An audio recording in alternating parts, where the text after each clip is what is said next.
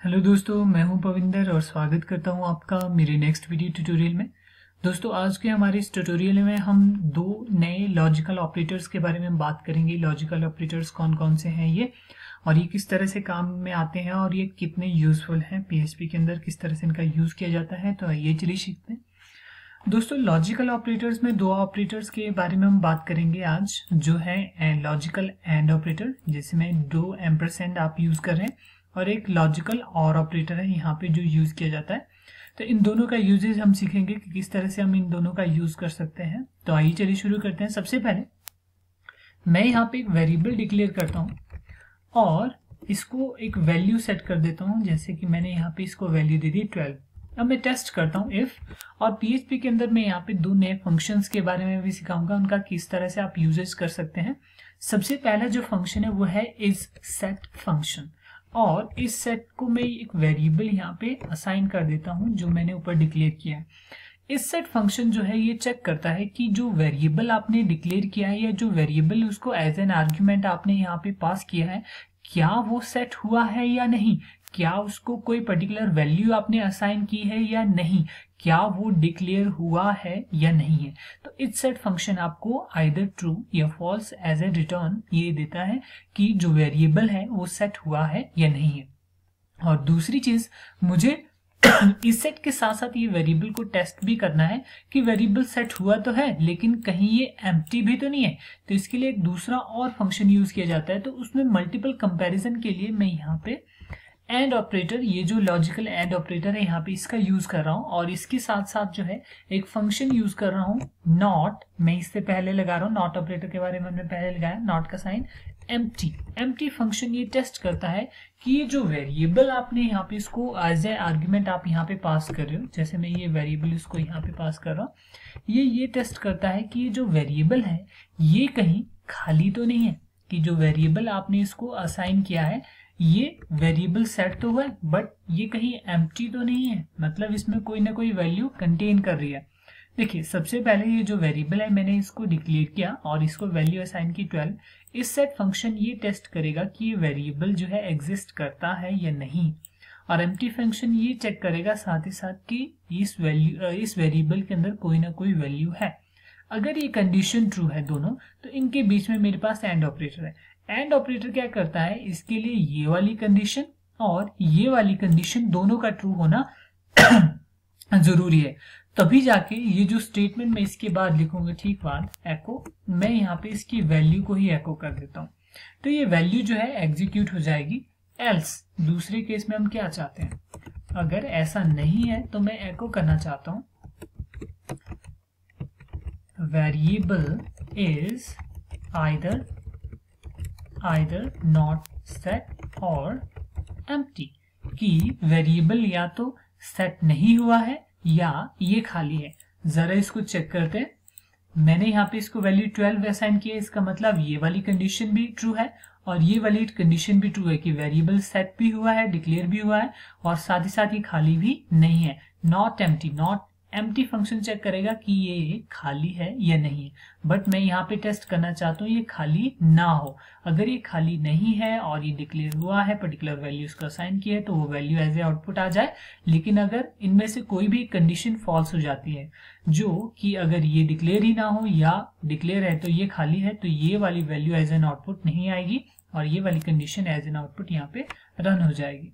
जरा हम इसको ब्राउजर में जाके रिफ्रेश करते हैं, तो ये देखिए value as an 12 as an output यहाँ पे नजर आ रही है। तो यहाँ पे वैल्यू डिस्प्ले हो रही है, जिसका मतलब ये सेट भी हुआ है और ये खाली भी नहीं है। अच्छा, मैं यहाँ पे इस केस में इसको क्या कर देता हूँ, खाली कर देता हूँ। इस केस में क्या है, ये जो वेरिएबल है डिक्लेयर हुआ है but it set to nothing.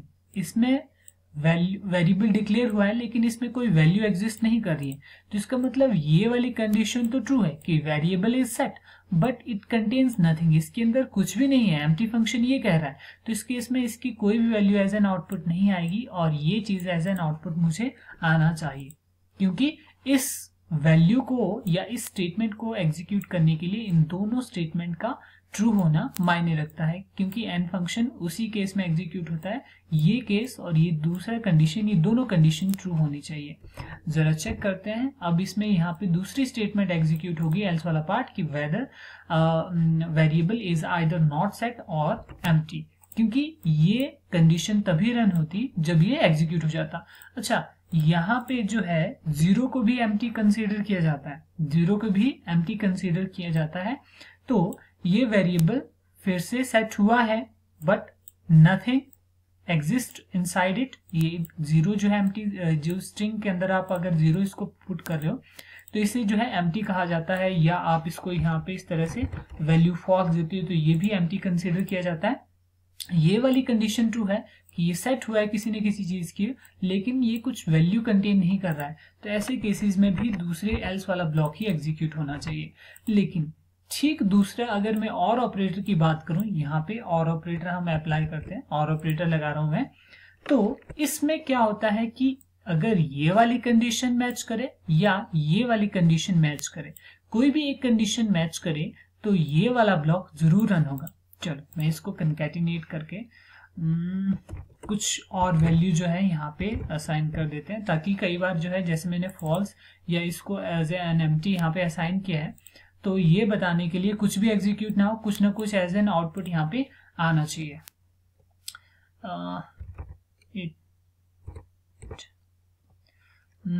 क्या दें इसको, PHP लिख देता हूं मैं यहाँ पे एज एन स्ट्रिंग, ठीक है, कि अगर ये वाली कंडीशन मैच हुई या ये वाली कंडीशन मैच हुई तो इस वेरिएबल के साथ साथ अगर इसमें कुछ ना कुछ वैल्यू है या नहीं है तो ये PHP जो है यहाँ पे एज एन आउटपुट यहाँ पे आ जाएगा।